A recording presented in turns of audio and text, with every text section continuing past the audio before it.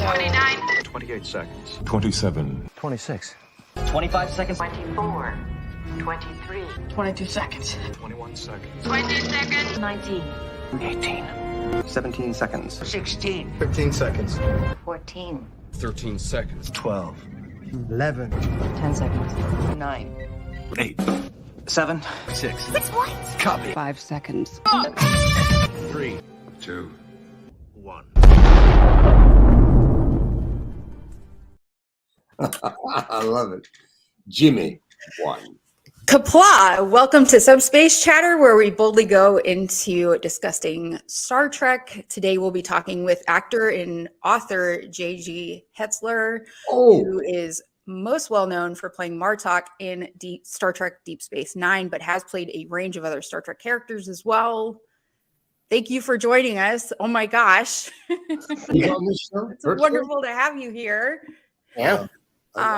Wonderful. I just love his work. He's an incredible actor. And I don't know if you knew it or not, but he also directs and produces, and he's a billionaire as well. And very humble. Very, very humble. Yes. Oh, he's an amazingly small man. Very humble. Really, I think he's approximately 18 inches tall, but he's so large. You put a Klingon uniform on anybody, and suddenly, So, sorry, Vanessa. And we've got Randy, who appeared on the show as background extra, saying Randy Flug. hello, and Wait, that you played his favorite Klingon. Is it Randy? Huh? Is it Randy Flug? Yeah. Oh, Randy. Well, he's not Canadian, is he? He's joining in, watching the show. It sounds like a Canadian name, though. Flug. Is it Randy Flug? Flug. Yeah, you left a little spit on me here. The Flug part. Yeah. Hertzler's like that too. I mean, I try to say Hertzler because when you have the broad R and the T and the Z and the L, it's like Hertzler. It's a, it's hard to say. Thank you very much. You're very welcome. Hertzler, sorry. Welcome, Vanessa. Anything I can do for you.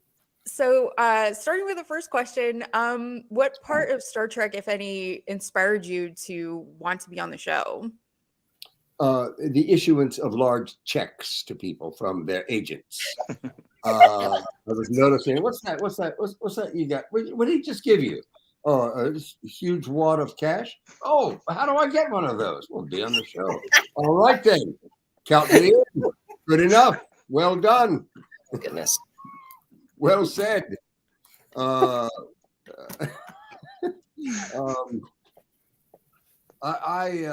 see. I was a football player. In fact, this is a little PR for a book that's coming out. I don't have a title yet. It's either Confessions of a Klingon Linebacker or it's Diary of a Klingon Linebacker. What do you think? You prefer? What's preferred amongst this group of? I like the Tales of a Klingon linebacker because it sounds like Tales of a Geisha. It has that. I didn't say Tales. You were hearing that in your mind's eye, Horatio. I said Confessions or Diary, not Tales. I say Diary because Diary of a Wimpy Kid was a huge hit amongst the younger sets. So you could totally piggyback off their success and get bigger checks. Well, there you have it. Yeah. Well, maybe I'll go with that. Although Tales of a Klingon Linebacker is pretty good too, especially if you misspell the word tails. Of a Klingon linebacker. Anyway, those are two major things in my life: was playing football through college, and then I never had any background in theater, television, or film, anything like that. The first musical I ever saw was one I was in Oklahoma in dinner theater. It could have been called Alberta, I think, but it all have to be on Canadian accents.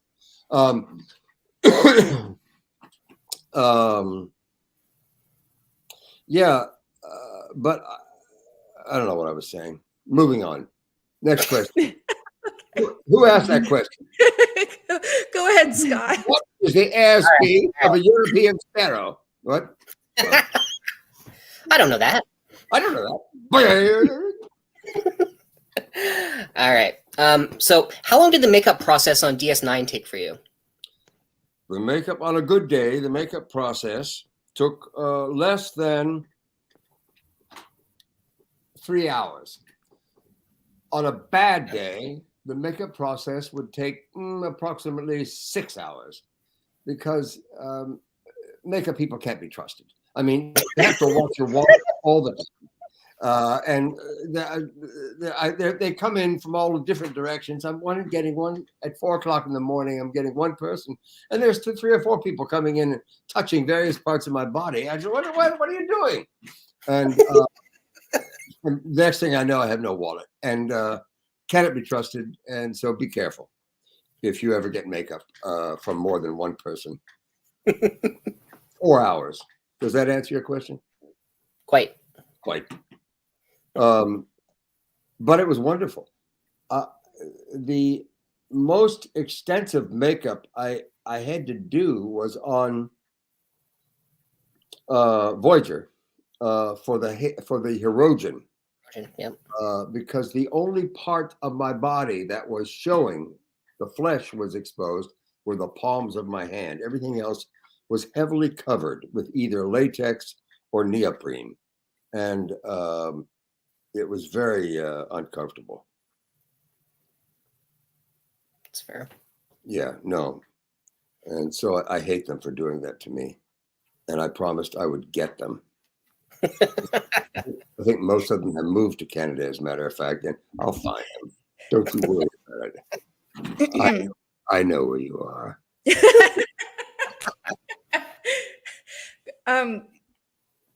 Dan?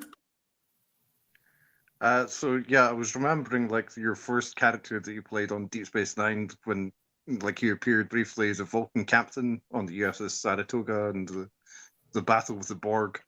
Yeah. Very first scene. Did you base that portrayal on anyone in particular? Well, it was a Vulcan, so I had to base it. There's only one Vulcan that everybody really knew at that point. Thought about was Leonard, who I watch also on Fringe. I adore Fringe. What's not Bell? William Bell is his character, and he's fabulous. What was the question? Dan Lecky, ask the question. I want you to ask it because I love listening to your voice, to your brother. So do it one more time, please. Okay, thanks. With feeling. Okay. Your Vulcan captain is one of the first characters ever seen in Deep Space Nine. Did you base that portrayal on anyone in particular? Oh, that's thick and oh, it's oozing with Scotland. Oh, loved it. Do you have Dan, are you from Scotland? You're from Scotland originally. Yeah, from Aberdeen. What area of Scotland? Aberdeen. That's right, Aberdeen. What is there? What clan is attached to Aberdeen? Is there a target? I'm not entirely sure, but I know that's where What? Scotty is. I know that's where Scotty is from Star Trek. Scott was from Canada. Well, Scott? yeah, the actor was James Doohan, but the character talks about Aberdeen in the series. A character. I just love the way the character. It's fabulous. Yeah. My maternal grandmother, John's maternal grandmother was a Robinson. So I'm a member of the Gun clan. And I don't actually know where the Gun clan was in terms of Scotland. I would think it's from the Highlands, but I don't know. I'm embarrassed. I don't know that. I should know it. I have the tartan. I have the kilt, and I wear it on dress-up days, like Wednesday afternoons. I usually slip into my kilt and jump around like, any Scotsman would. What is he talking about? Somebody stop him. So Anyway, Vanessa. yeah. Sorry, Eve. All right. So, on separate occasions, the prophets or wormhole aliens took on the form of Martok as well as the previously mentioned Vulcan captain. How easy or difficult was it to play those aliens? I never did that. I didn't know they appeared on various things. Martok appeared as a prophet in somebody's dream sequence. And it had to be Avery, right? It had to be in his dream sequence because he was the only one who really dreamt of that other world.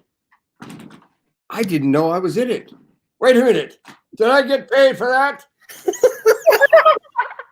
Get my agent on the phone. Where's my agent? Where's my agent? Here it is. Hello. Saul? Listen. Better call Saul.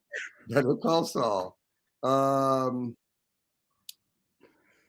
There's an agent joke. What was the question? Something about prophets, and what was it like? I didn't do it, and I'm sure they didn't have somebody made up as Martok. They used something other, grabs from other episodes, and just did it because that character, the Saratoga captain, only lasted about. He sounded good though. I watched it the other night. I said, "Oh, I sounded actually pretty good in that." Sounded like a real Federation captain. And by the way, the captains are always getting invited to special captains events. Captains only this. I have never once been invited. I was a Federation captain. I'll have you all know.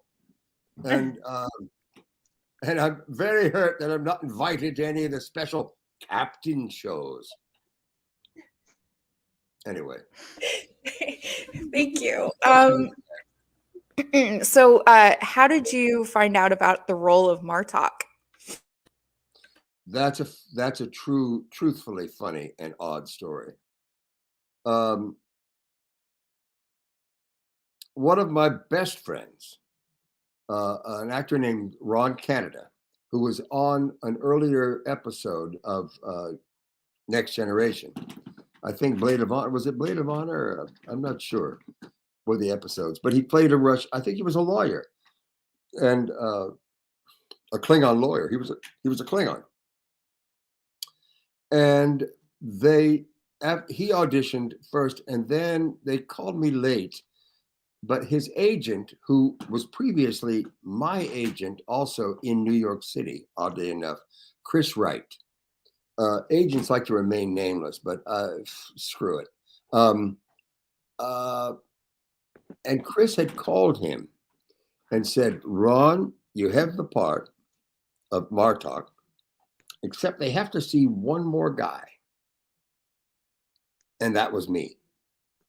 And so not only did I screw my best friend out of the role of Martok, but it was supposed to be a 2-episode thing. And it became a recurring character because of why? My makeup. And so my agent, the ex-agent, had to call Ron and say, "Ron, I have some good news and some bad news." And he said, "Well, you didn't get the role, but your best friend did." That's never a good news to an actor, no matter what. Agent says. Agents, what do they know? But that is a true story about the audition. Now, inside the audition question, I've told this many times, so you probably already heard it, but I was already pissed off about stuff. I don't know if you can see it in me or not, but I get pissed off about just about everything. And I was pissed off at this audition. And I was sitting downstairs because I'd screwed up something else, another part of the studio lot at Paramount for a comedy series. The one that what's her name? God, who played Jadzia Dax? Terry Farrell. She did a series after that called something that I can't remember the name. It was a comedy series. Anyway, I auditioned. I had an audition for that, and I was like, I'm like I'm not Mr. Comedy. I'm like Mr. Grimacing through everything, and so I screwed that up. So I was pissed off. So the casting person, Ron Surma for DS9, walked past and he said, "Oh, hi, JG." Oh, JG. What? He said, you might be right for this role. Here, take a look at these. Take a look at these pages, and then when you're ready, come on up to the second floor. And I said, "Well, what's it for? What's the role?" He said, "It's a Klingon." And I said, "Oh, great, a Klingon." I got 40 pounds of makeup, nothing but grunts and growls. Perfect. I am a Shakespearean actor. So I went, I read the pages and I went upstairs and I said, I made the decision, very clever on my part, to say, very clever. I said, I shan't be a very loud and irritating, aggressive, volatile, over the top Klingon. That's what everybody expects. No. I'll be a very sneaky Klingon. I'll be very conspiratorial. I'll be very quiet and whispering just about everything because it's that important to me not to be heard. So that's what I did. And at the end of it, I said, "Thank you. Do you know what a Klingon is?" And I said, "Oh, let me guess. You want loud, obnoxious, intolerable, aggressive, angry, volatile. Is that what you're asking?" And there was a big pause, and I said, "Yes." So I said, "Fine." And I took the chair that was on the floor in front of me, and I grabbed it by the back of it and hurled it into the wall. And both shoulders worked back in those days. I hurled it into the wall, and it was a folding chair that had the old-fashioned, like 1940s folding chair that had a slanted foot with a rubber cover on it. And the rubber thing had come off, so it was a very sharp thing. And I threw it in the wall, and it stuck in the wall like a knife. And so there was this chair hanging in the wall. And at the same time, I had ripped about a quarter of my thumbnail off because it got caught in the chair when I threw it. And so it was dripping blood with my right hand. And, I was madly gesturing at everything. "This is not the way it is supposed to go in the Empire. Worf, you must understand. I will not be part of that. And if you do," anyway, there was blood spattering everywhere. And at the end of it, there was a silence. And somebody said from the back, "Thank you." And I left, thinking that I had, totally blown it, but at least I got my anger out. Please say hi to JG from Matt, the crazy STLV 2021 guy who got in a fake fist fight after reciting Shylock's monologue from Merchant of Venice. Oh, Pradakasha. Productions. Yes, I remember this gentleman. Anyway, that was the story of not only did Ron not get the part, but I wrecked one of their rooms with a chair and got cast. And then later on, after I'd done the 2 episodes, and I was blown up like protoplasm. Ira Bear, who was a magnificent man.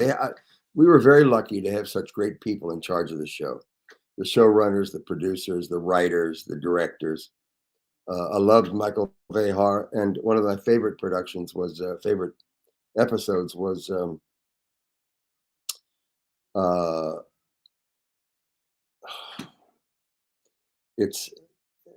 it's like God Save the Queen, but it's not Once More Into the Breach. That was one of my favorite, if not my favorite episode. But the other was the Soldiers.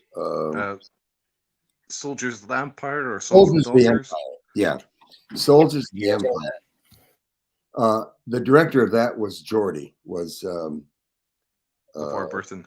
Yeah, LeVar, and he was an extraordinary director, wonderful, and really, I think because he was such a good actor, he was understood, profoundly understood what an actor does inside the person. You know what's going on to create this moment. As many directors, they're always outside of that. They're always external to what an actor does.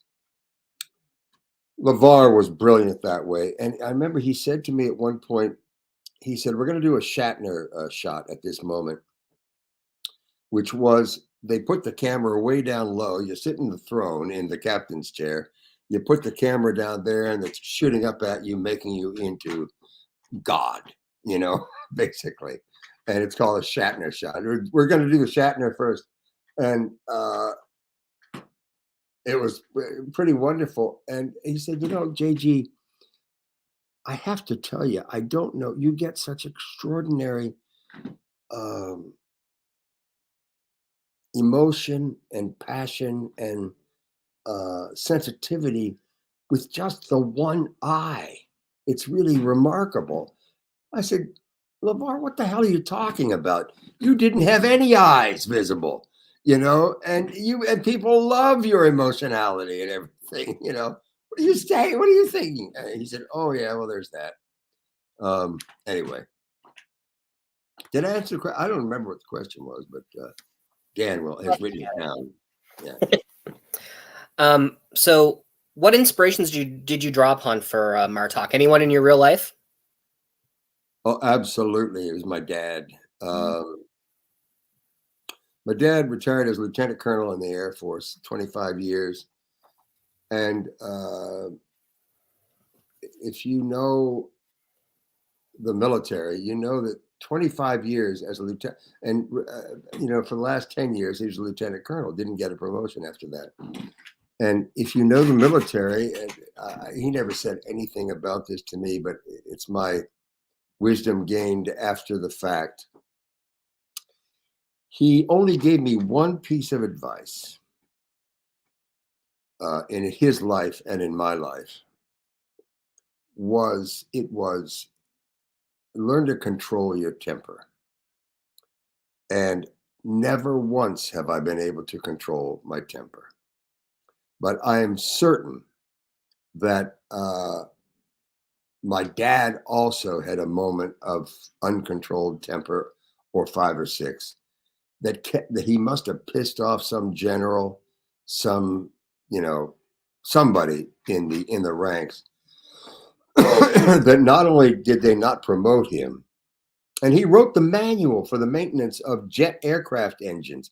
My dad wrote the freaking manual.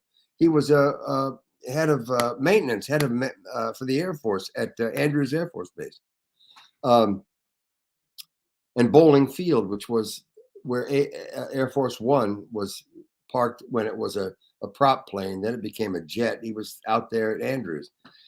But I forget where I was going with that, but it's always been clear to me that the one piece of advice I ever got from anybody, I never paid attention to, and from my dad. But my dad did not take. He was a skinny guy. He was a 5'9". I was usually about 6'2". I'm about 6'1" now, but 6'2" on a weight. The most I ever weighed was 230 playing football. I weigh about 200 now. But I did not. I was a linebacker for a reason. I had no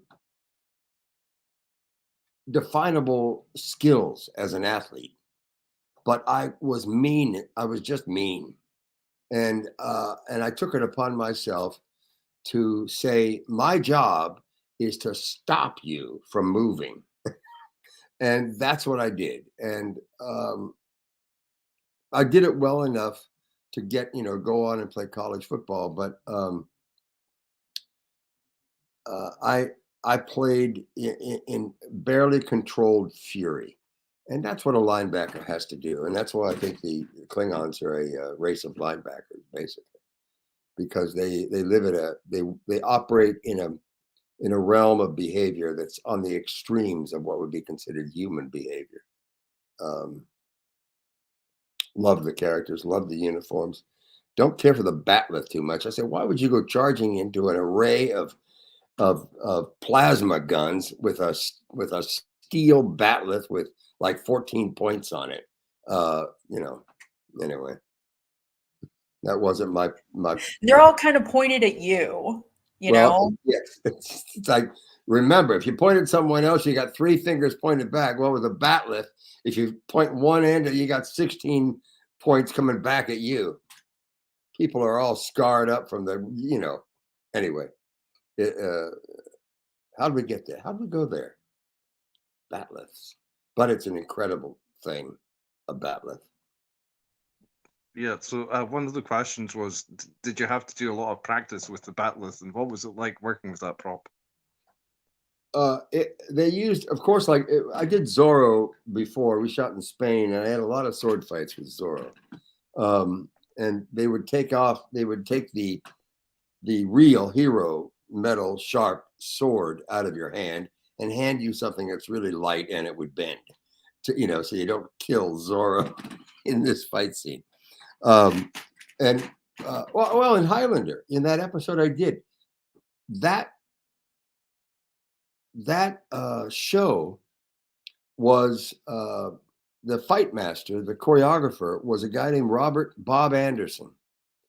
Bob Anderson was the British Olympic fencing coach for 20 years back in the 30s, I think, or 40s or 50s, somewhere back there. He also worked with Errol Flynn as a fight choreographer and another fighter in Captain, I think it was Captain Blood. Is Errol Flynn in that? I can't remember. Anyway, he was a legend.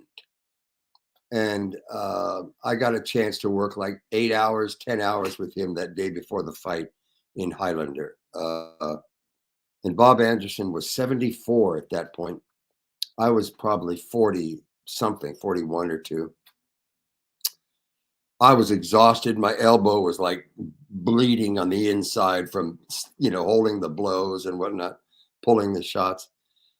He was fine. He was the most in shape man I'd ever met. And anyway, obviously, it's been a wonderful life. I've had a wonderful career. I've been blessed. And nowhere when an actor, I don't know any actor that knows they're going into this to make money. I don't. You go into it because you have this not understandable drive to entertain people, no matter how you can entertain them, whatever you can do. And I really don't understand where that comes from. And that's partly what my book is about. It's really also about my daughter was born when I was 49, and so there's almost 50 years of my life before she appeared on Earth, and she doesn't really have any idea of what her dad was like for those first 50 years. I mean, so I'm writing the book to basically fill her in. And it includes everything from living in Morocco at New Asua Air Force Base, being born in Savannah, Georgia, and then exploring the Alpha Quadrant. It goes all the way to that area for me. And anyway. That's really lovely. I think it's well, I hope it's an entertaining book. My family will get a charge out of it, but I hope to sell at least one or two more than to my family. I'll charge my family a lot. I'll charge them a lot just in case I don't have many sales. Yeah. Exploitation begins at home. Quark said so. Thank you. Oh, I feel better about it now. What was there? What's the? Is that a galaxy behind us? And I can't see. There was a bird of prey up there before on somebody's thing. That was I think it mine, was but that was mine, but my green hair acts as a bit of a green screen, so I fade in and out, so I got rid of it because I didn't realize it was green hair. Yeah. My hair acts behind screen. Behind me is the bridge of a bird of prey. That's funny. That is funny. I wish I had. The pictures are upstairs, but I took one of the last days of shooting. I was exiting, and the entire bridge of the bird of prey was sort of jammed into a cubby hole in one of the studios, and I was walking by towards going off the lot, and I saw it all there, and I took a picture. I said, it was the command chair and the giant shock absorbers were there, and anyway, I said I didn't know anything about I've spent most of my life in career not knowing anything about what I was doing. If I had what's it called? A nanosecond, half a nanosecond of a thought, I would have, figured out a way to get my hands on those shock absorbers, the command chair, the screens, the console. Who can I talk to? Who can I talk to get these things? I didn't get anything from the show, with the exception of a couple little. By the way, on the intro with all those clips from all the shows, I think I did DS9, Enterprise, Voyager, and that was it. I guess that was the only three that I've been a part of. But there were a lot of clips from those shows. I said, but also Lower Decks briefly. Oh, Lower Decks. Yeah. That's right. Right. Which is the most fun show of all. Lower Decks is. I played a Dungeons and Dragons. Did you see? Oh, you haven't seen it yet, have you? Has it aired? The third season, has it aired? Oh yeah. Okay. A game show host. And I just adored that. I had way too much fun voicing that. Anyway. And now a musical break by my friend Groundhog from Caddyshack. Everybody.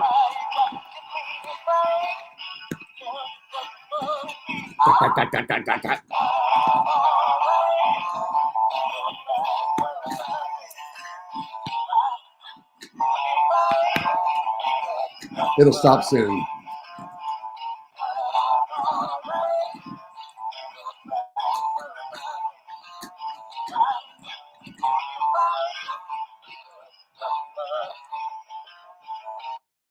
Okay. Sorry. I find him more entertaining than anybody else that's ever appeared in this film. Caddyshack is one of my favorite movies. It's gotta be. I mean, someone named Colleen Mahoney has said, "Can't wait to read your book."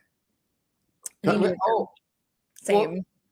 Well, thank you, Colleen. Could you recruit like 5,000 other people to join you in that purchase? I actually, it's being edited. The copy edited, final copy edit is in by a lady, a wonderful, wonderful editor, wonderful writer. In what town is in Colorado? Greeley. I think she's in Greeley, Colorado, and she's doing a great job. And and doing it while giving birth to at least one, I think 2 children, while the edit was going on. So there's been little holds and little gaps, but she's so smart, and like Jeffrey Lang was for the in the books that I wrote for Next Gen for DS9, the books from Tor Publishing that were produced, the Star Trek books, called The Left Hand of Destiny. The editor, Jeffrey, the editor was Marco Palmieri, who was a brilliant editor. But they brought in Jeff Lang because my daughter was born in the middle of that. There's always somebody born during some book writing that I'm involved. It just struck me. I love reading those books. What's that? I love reading those books. I loved writing them. I'm more proud, I think, of that than just about anything, because it's a hell of a saga, and I would dearly love to be able to read for audiobooks those 2 books, the Left Hand of Destiny, because I worked like hell to keep the minutia of the Klingon Empire out of, so you wouldn't have to explain every other word, what it means in the first dynasty, and then of course it changed, but I was asked to write, if I was interested in writing the books, by Ed. I can't believe these names. I can't hold on to them. Anyway, he was in the licensing department, and his wife, Paula Block, was also, and they said, would you be interested in writing a book with a kind of Arthurian? Yeah, Terry J. Erdman. Yeah. And I said, you kidding? I'd love to. So, and I got a great opportunity, and I did it, and I'm very proud. And Jeffrey came in and made everything that was bad that I wrote better, good. And he wrote everything that was good about what I'd written much better. And he added his own touches, of course. He's a brilliant writer. I wish he'd do more. Anyway. I'll tell you just a little tiny thing. Part of the book that I've written was Brushes with Greatness in my lifetime. One of them involves, many of them involve Star Trek, but I was on Broadway. I was doing a Broadway show. And it was a Greek play. So that's why I know about uphill and downhill is a bogosity that you're spreading up there in Canada. It was a Greek play called The Bacchae. And I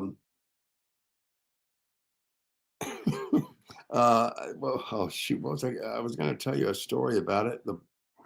God, I have so many. Which ones was I going to tell? The Bacchae. God, I've forgotten. Shoot, you have to hear this. I don't remember. I do remember it was like walking out onto stage on the opening night. The show got terrible reviews. I got terrible reviews. Everybody got terrible reviews. Irene Pappas got terrible reviews, and she's Greek, and the director was Greek, Michael Kakianis, who to this day I cannot stand. Michael Kakianis, I guess he's not with us anymore, so I shouldn't speak ill of the dear departed. But he would direct with a cigarette in one hand and feta cheese in the other, and his hands were always above him, saying, "Oh no! No! What are you doing with your hands? What are you doing, John? What are you? No. Put them at rest. At rest. That's better. And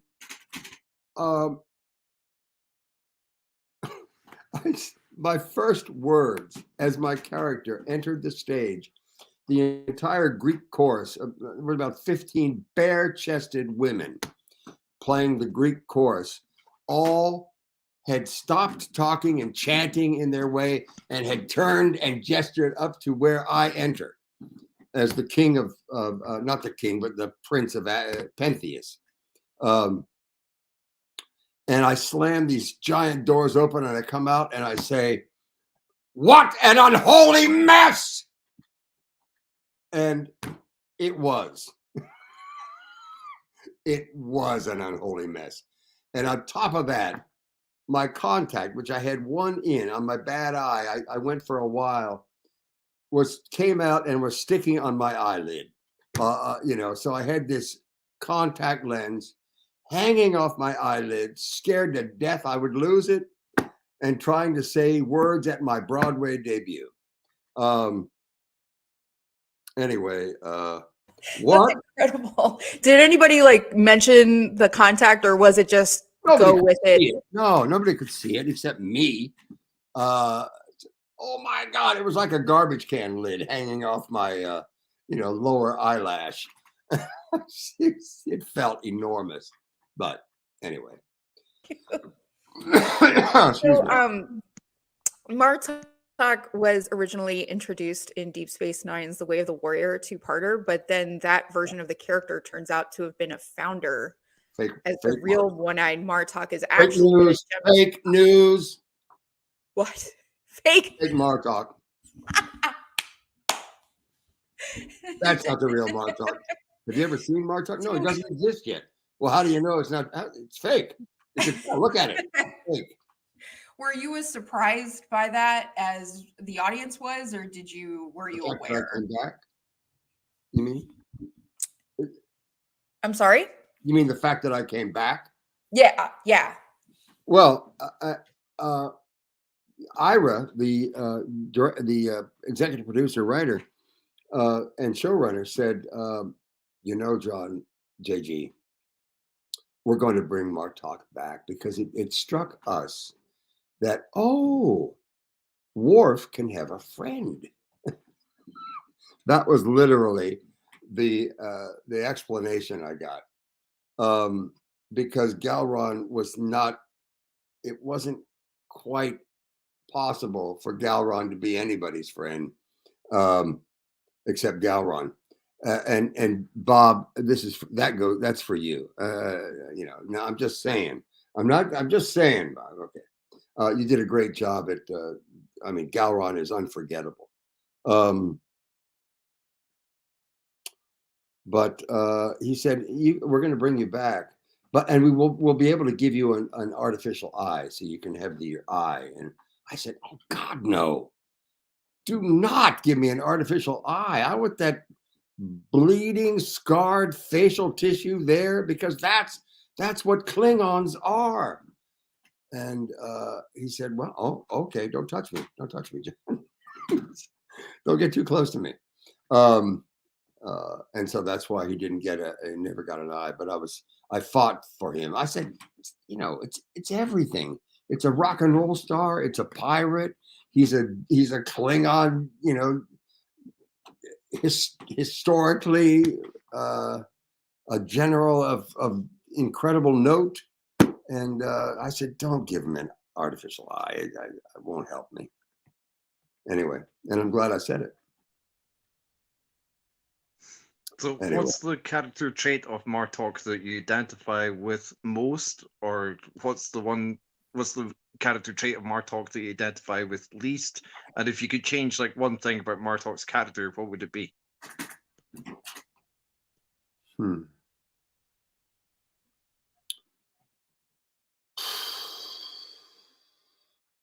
I don't think I would change anything about him, because every weakness and hole that I have in my own personality, I could fill in with Martokiness, so it was so important for me. I know what I was going to say a long time ago. It was so important for me to be unbending about certain things, even when it was detrimental to perhaps an audience. appreciation or liking of Martok. I said near the end, once more into the breach, they said, "Okay, now this is where everybody joins in and sings the praises to Core." And I said, "Not me." And he said, "Well, why?" I said, "Well, I'm never going to forgive him. The one wish that my father on the play, Martok's father, Erthog, the one dream he held for his son was to become a Klingon officer. And the one person who stood in the way of that was Kor. And I said, I'll take that to my grave. I'm not forgiving him ever, denying my father that one hope. And it was for me, my father, as I said, was a colonel in the Air Force. He acquired an incredibly bad disease called Raynaud's phenomenon and scleroderma. And I think it was because he was taking apart the aircraft that were flown through the atomic clouds in New Mexico. It was his job to evaluate the effect on the metallurgy of those clouds.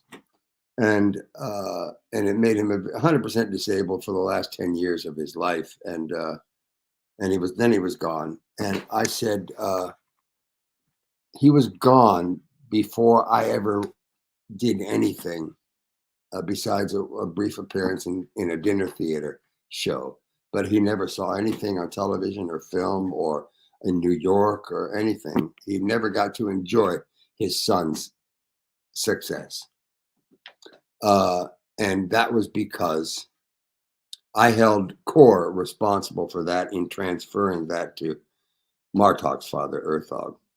But I said, I wrote a line to that effect, and I called from the studio.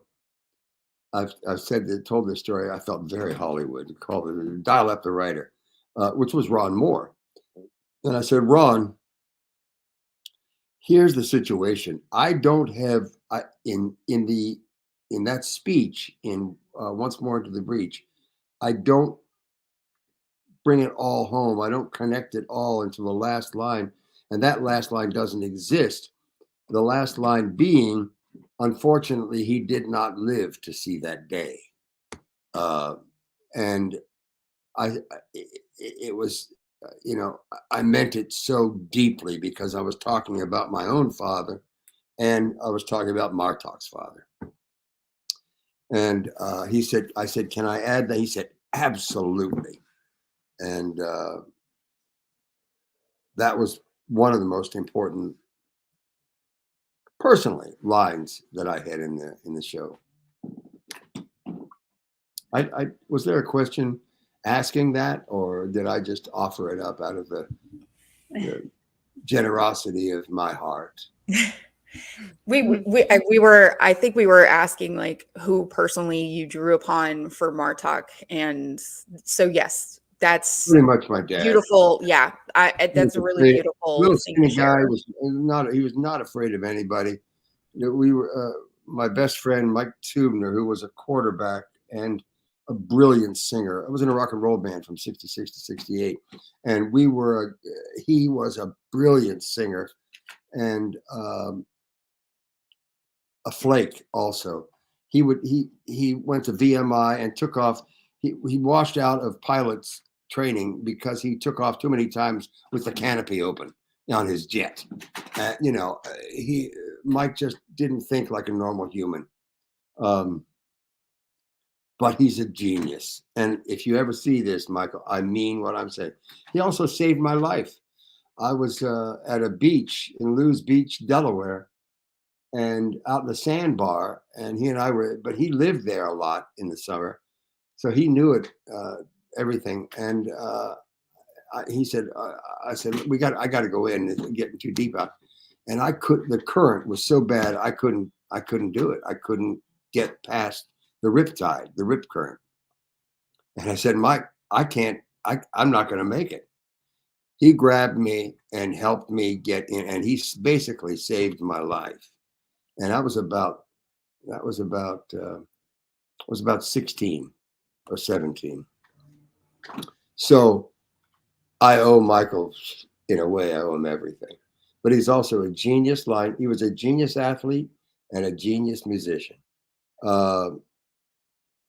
His father was a 4-star general in the at Andrews Air. He was the Auditor General of the Air Force, and Mike and I, and Sylvia and Susan Van Swearingen got caught parking on base in the woods right by the main airstrip, where the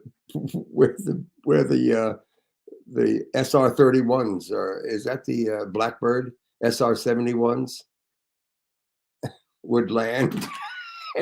And you had these teenagers in a Dodge Dart making out in the woods. The air police came up and said, "What's going on?" Arrested us, and then they found out that his father was the Auditor General of the Air Force. And they said, nice meeting you." Anyway. So, what was it like having Avery Brooks as a director during Far Beyond the Stars? Avery's brilliant. Avery is the quietest actor and the loudest director I've ever met. Avery is, I've got to tell this story. It doesn't directly answer your question, but I have to tell it. God bless, and rest in peace, Renee. And Renee begged me, said, "Don't tell that story. Don't tell that about." And I said, "Oh, I have to, Renee. It's very funny." And he said, "Don't you do that," at a convention. And I was during the filming of Far Beyond the Stars. I was sitting off stage. I'd just done whatever I was doing and got off stage. And I was sitting there enjoying the craft services table, probably a Baby Ruth. And I hear this yelling. It's Avery and Renee. I can tell their voices. And they're walking towards the back of the set where I'm sitting. And they're saying, no. Avery's saying, "No, I need an anger that is deep-seated and raw. I need an anger." And Renee said, "Well, that's what I was doing." He said, "No. It's got to be a red hot anger. You know, it's got to be. Well, that's what I was doing." It's Renee saying, "That's what I was doing." And he said, "No. It's got to be white hot. It's got to be intense and frightening and white hot." And Renee explodes. He says, "I just told you that's what I was doing." And Avery goes, "That's it. That's the one I want." And then I heard a line that I've never heard before, ever in my life as an actor. Renee said, "Well, that's mine. You can't have it." I said, never before or after have I heard any actor say that. But anyway, my favorite Renee story. Renee Bezonois was perhaps the most respected actor in commedia dell'arte in America, and probably even in Italy. He was a brilliant physical comedian and spiritual and mental comedian. He was incredible. The most respected commedia actor on the American stage. People who only know him from Star Trek and Benson only know that, They don't know actors that have, anyway, is an incredible man. And Go ahead, Scott.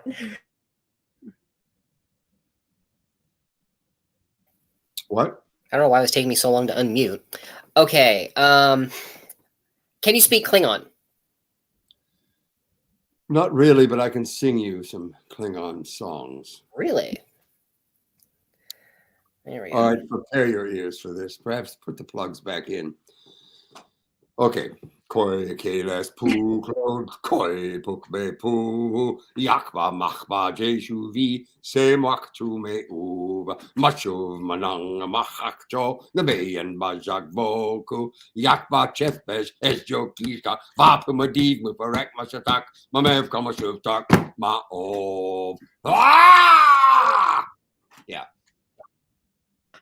And I only learned that because I had to sing it in a CD-ROM that was written by Hillary Bader, Bader. She wrote the lyrics, and we had to all sing it on the bridge of this Bird of Prey. And we were looking at the view screen because that was the camera angle. And out there in the view, out there hanging in space, were a couple of production assistants holding the cue cards with the lyrics on them. Yes. Production assistants in space. And that's why, because we had to do it over and over and over again. And that's why I learned it. So I never had to learn it for the show. And I was not going to sing it for you know who, Core. Wasn't going to give him that. Go after yourself. Go ahead, Eve. Okay, so having played so many different alien species, was it kind of freeing to play your human character in Far Beyond the Stars? No. The only thing I liked about that, I love to dress up. I have two older sisters, and they dressed me up in everything, you know, growing up at my grandmother's house. There was a playhouse out in the back, and it was filled with all kinds of costumes. I don't know where they came from, but they used to dress me up all the time at my grandmother's house. And that is an exclusive. I've never mentioned that to anybody ever. And don't tell anybody that my sisters used to dress me up. The Martok sisters. What'd you ask me? I'm thinking about my sisters. Tell me again. So, because you played several different alien races, was it free to be yourself, like a human character? No, I don't know if you can tell or not, but I hate being myself. So I don't want to be human. I'd much rather be anything but human.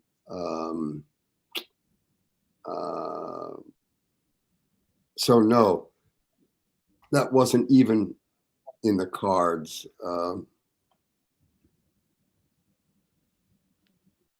No, I have nothing good to say about being human. I have many great things to say about being Klingon. Glory, sacrifice, and honor. Honor, sacrifice, and glory. You know, that's much. Jimmy Stewart. You know, Jimmy Stewart. I was, you know who I mean.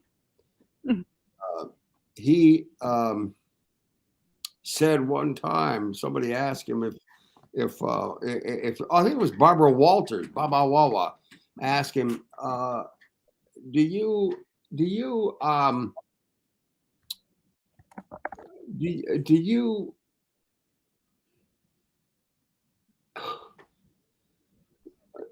and he said, but what was it? It was about greatness. She asked if he was, I forget what it was. Were you drawing upon yourself? And he said, well, no, fortunately, the characters that I get to play are they're all filled with a lot more sensitivity, a lot more humor, and a lot more intelligence than I've ever had. So I count myself lucky to be remembered for those people and not myself, you know. And that's the way I feel about Martok. I was very fortunate. So in That's real okay. I life, feel would it's you- ironic I asked that because I usually dress up when I cosplay. I never play human characters when I dress up in cosplay. So I kind of get that. So that's kind of nice to hear. I'm not the only one who thinks that it's more fun to get dressed up as some other species or creature or something. You have at It least just Jimmy Stewart on your side. Yeah. And in real life, would you want to serve in a Klingon ship? Hmm. Yeah, I think if the Klingon ship could actually take on passengers, existed to the point of technology that it's actually there, who wouldn't want to get on that bird of prey? And it was, the Klingon ship, the bird of prey, was designed by a designer named Nilo Rodish. It is, to my knowledge, the only starship or the only spaceship that was designed by Nilo Rodish, who worked for Industrial Light and Magic, who's basically an ILM designer, from Empire Strikes Back to all the major films and blah, blah. He designed only the bird of prey. And I thought it was the most interesting ship of all in the in Star Trek, because it was just so cool. It was not enormous. It was not a huge aircraft carrier type spaceship. It was a fighter, and it was extraordinary. Anyway, he did it, and so and Nilo Rodish, I believe, was. Does anybody know his nationality? I think he was Hungarian or maybe Moldovan, or maybe he was Czech. Might have been Czech. The Czech Republic has a huge film industry, as does Romania, actually. I remembered writing about him and how he designed the bird of prey, and he designed it after like a sketch of a bodybuilder. Oh, because of the triceps, bulging out here. Yeah, I could believe that. Looks like a very muscular goose, which seems strange, but it's a hell of a ship. I think one of the most cool and punk rock things that I just read about you yesterday was that you campaigned as Mark Twain. So, like, Yeah, what I was did. that like? I campaigned. If I could have just gotten Mark Twain's name on the ballot instead of mine, I think I would have won that damn election. But I'm looking for my Mark Twain was talk about geniuses. He's probably the greatest genius American letters has ever produced. I'll be right back.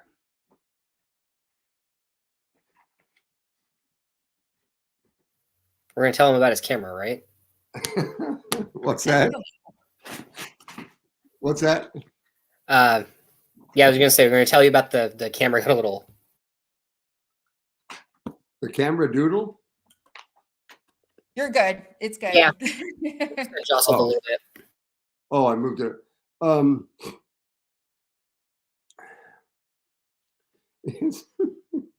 mean, I just went online once and I just copied. I do a Mark Twain show because I think he's a genius, and I basically present him as three people: Mark Twain, Samuel Clemens, and J.G. Hertzler.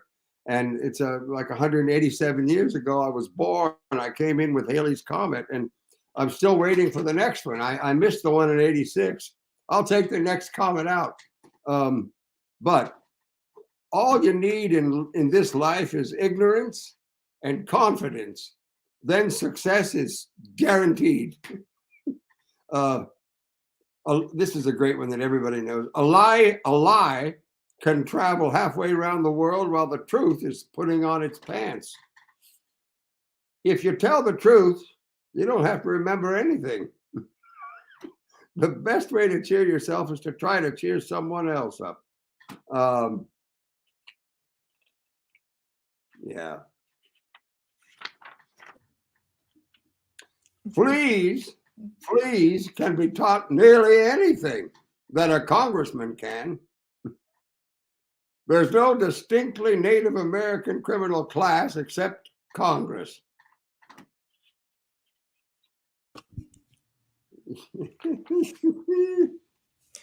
Like, what drew you to want to campaign? Like, what was the campaigning process like, if you'd like to share?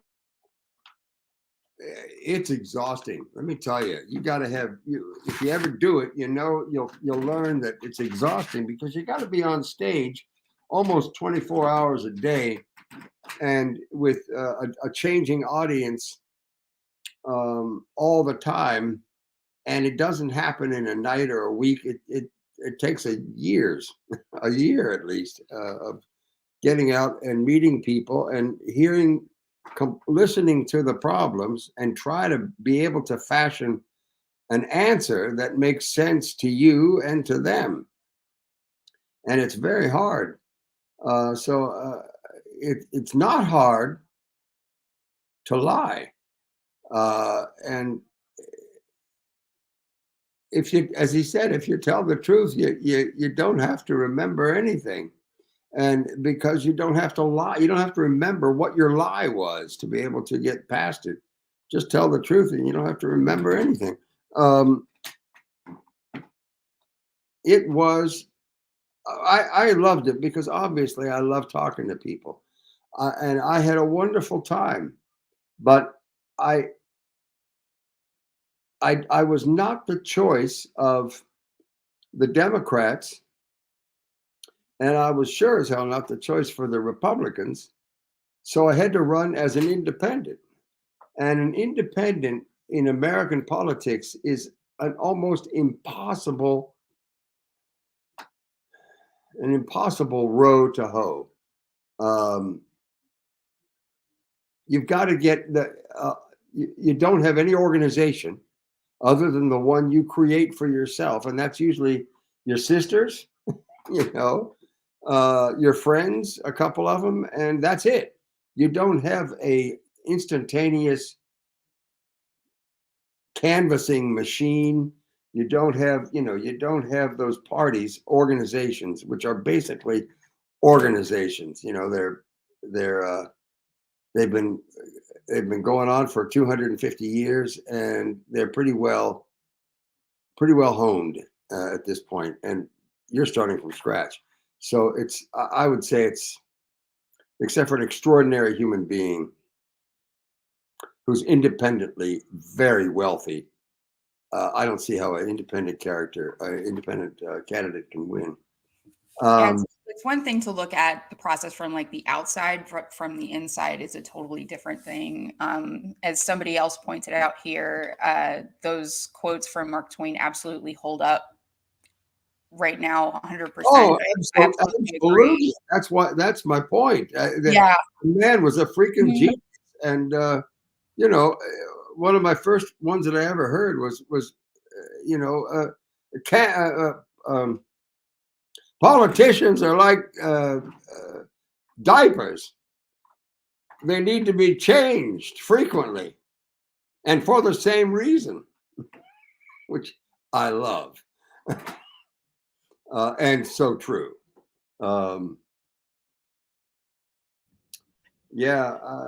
I don't know about. Anyway, I ran as an independent, J.G. Hertzler. I got the Star Trek vote. There's 11 counties along the border of Pennsylvania and New York, which is where this district was. They've since changed it, and now it's sort of impossible. There's only Ithaca or Tompkins County is very blue. Every other county in those 11 was deep red, and I don't think a Democrat has been or independent has been elected from that district for 50 years. There's a guy named Maurice Hinchey anyway, it was an education. And I wish I could have convinced them to allow me to run as Mark Twain. I think I would have had to change my actual name, which, but I would love to. Mark Twain or Samuel Clemens as Mark Twain. No, nothing was acceptable to them, but I would rather run as Mark Twain. I just thought of that line just right now when I said I came in with Halley's Comet in 1835, and I've missed a couple since then, and I want to take the next comet back because it's 187. That's long enough. I have children chasing me down on the street and complimenting me and being so old, as if I've done something extraordinary. Sorry, Go guys. ahead, Scott. What's that? Where are we? Let's see. Where are we? That's a good question. Okay. This is gonna have to be the last one I ask, by the way, because my oldest is 15 and they got to go to work soon, so they're gonna need a ride. But first, get them working early. Unfortunately, yeah. Let's see. Child labor exploitation begins at home. Yeah, exactly. Good, well done. Okay, so both the Drukmani scavengers in lower decks and the Klingons are generally quite gruff. So, how do you differ your portrayals of them? The Drukmani are insane. Are insane. There's no basis of any kind of thing that would be called sanity or any vestige of humanity in any way, shape, or form. And they're fun to do because there's no limit to the insanity. But Klingons, again, they have the insanity, but they also have the three parts of the trifoil. What I say, honor, sacrifice, and glory. So many episodes were written about the Klingons not being held responsible for the glory they sought, because they did it only successfully when they did it with honor as well and sacrifice.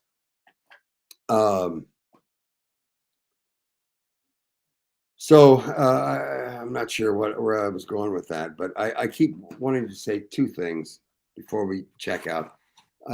There's this one Twain thing that suits everybody, and it should be something we all hold close to our heart, I think.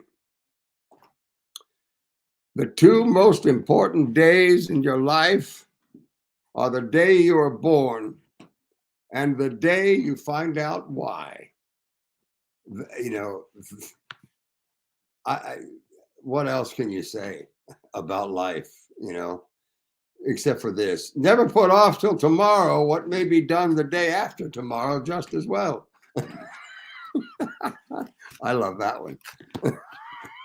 The man was a genius. He understood everything about mankind that's understandable. And I'm reading this part one of his autobiography. This is part one.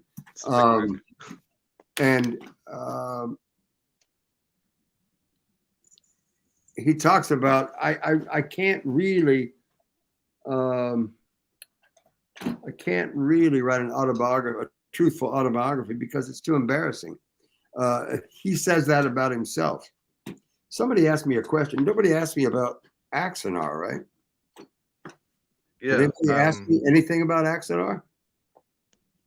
No. I think the question for Axanar was, how did you feel? Like, were you disappointed that Axanar never got off the ground like it was supposed to? Like, what were your thoughts and feelings on that? It got off the ground as far as I was concerned. I had a great deal of fun. And if I can't do Axanar, I want to play for the Tampa Bay Buccaneers. And if I can't do that, I want to do this, of course. So if anybody's out there watching from Picard, Come on, Patrick. We drove around Los Angeles looking for a place for you to teach Shakespeare at. I helped you immensely. I was your go-to guy. And now look at me. Look at me, Patrick. Have mercy. Anyway, Patrick actually taught a Shakespeare course at Paramount Studios on Studio H, the musical recording studios, because the sound was incredible there. There are about 15 people involved, and I luckily was one of them. And so every Saturday we got a chance to work with Patrick Stewart on our Shakespeare. And his idea was to start a company in Hollywood that was based on everything that he had learned, the Royal Shakespeare Company in England. And it was a great and noble desire on his part, but he was making, for about 20 years of his life, he was probably making about $250 a month, maybe, in live theater in England, and what's tantamount to $250 a month or week. I'm not sure. It was one. And then he started making a few large zeros on Star Trek, and then of course he became the big X-Man, and that's like 12-15 million a film. Suddenly Shakespeare didn't seem. It seemed like, oh, maybe next year we could do that, or maybe next year, John. Yes. Come back. Oh, one of the great things, he was wonderful. But if he couldn't teach a class, he would bring in one of his friends. And I'll never forget the day that one of his friends was Sir Ben Kingsley, came in to teach the class. Where but in Hollywood? Well, probably in RADA. But that was remarkable.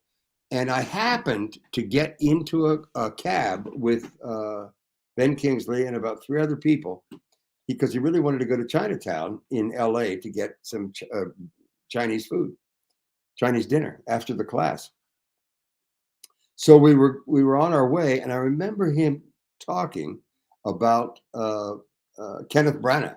Kenneth Branagh at this point had become the world's gift to Shakespeare film. He had, he was doing some great stuff, and he wasn't Kenneth Branagh. He was just this young l'enfant terrible doing Shakespeare, and Ben Kingsley. It's like Renee is embarrassed by me, or was embarrassed by me. And Ben will probably hate me for telling this story, Ben Kingsley, but Sir Ben. But he was so pissed off at Kenneth Branagh.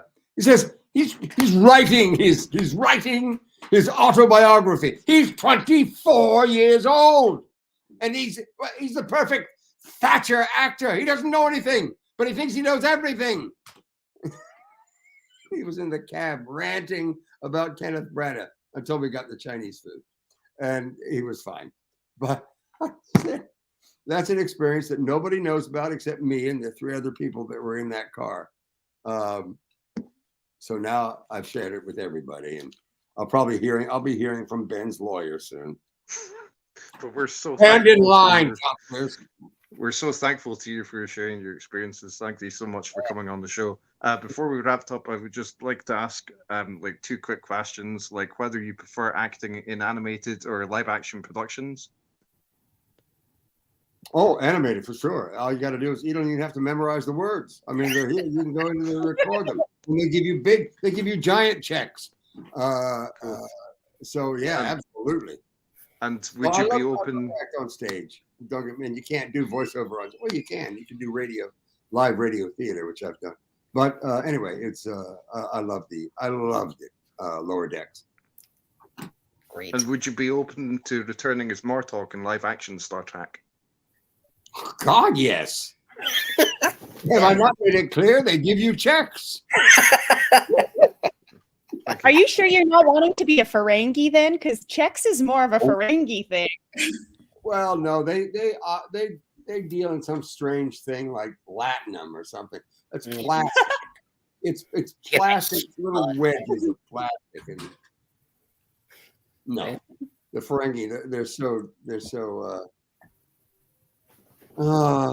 so deceived in what's of value and what isn't. Anyway, but some of my best friends are Ferengi. It's true. Most prophetic words of the day. They give you checks.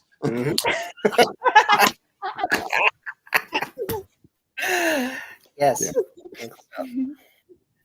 I just want to say one thing, if it's okay, Dan. I just want to say one thing. This is just something I noticed. One of the voices you've done in this interview is a dead ringer for Deckard Cain in the Diablo video game series. I have never played a video game. What is Diablo is just like a MMORPG. It's one of those online role play, like turn-based role playing, world exploring kind of Diablo battle. is the devil. Yeah. You do fight the devil, but you one of the characters is this wise old sage with centuries of knowledge, and he's very mystical and very like. He's not very straightforward, but your voice in one of the accents you were doing, I was just picturing Deckard Cain with his "hello there" and "here's my heraldry cube," and it was a dead ringer.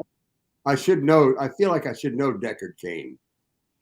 But the same just the character, but yeah. The same person asked earlier, what's your favorite role that you've ever played in or out of Star Trek? Oh, my favorite role is on, well, besides Martok, because I got to do it for 4 years. And it's a wonderful gift for an actor to be able to spend 4 years. That's why people doing, that are regulars on series, they got 7 years to develop and 11 years and some more than that. And it's fun. But the other thing was on stage, Shylock was my favorite character. Well, no, we take that back. I never talk about it, but it was Richard Duke of York in Shakespeare. Oh, okay. Has a speech. Yeah. I just hate to interrupt. I know it's right before the end, but again, I gotta go. So I'll see all you guys later. It was really nice to meet you, by the way. You've hung in there nicely, man. I gotta say. The kid is going to be fired for demands of the family, but yeah, he didn't get to work on time because of me. All right, guys. Good luck with that. Lap. Yeah, that's a bit. I've just about spent my voice, I think. Thank you. So thanks to the panelists for joining this discussion, and thanks especially to our guest, J.G. Hertzler. We hope you, our viewers, have enjoyed this interview. Please remember to like and subscribe to the video, and we'll see you next time on Subspace Chatter.